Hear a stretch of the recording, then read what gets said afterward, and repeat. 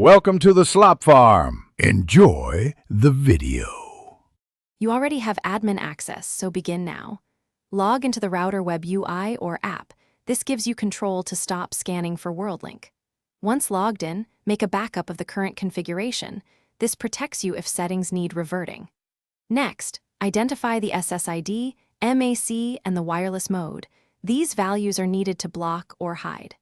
Make sure to connect via Ethernet when possible to avoid accidental wireless lockout, and note the firmware version for later steps.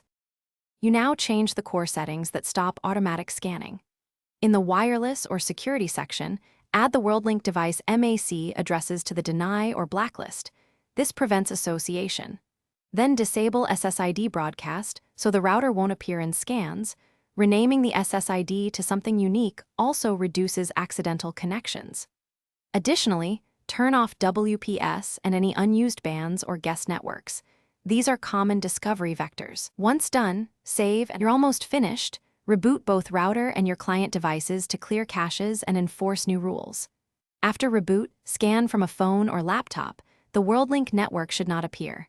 If it still shows, inspect extenders, repeaters, or neighbor APs that may rebroadcast the SSID. Also clear saved network profiles on clients.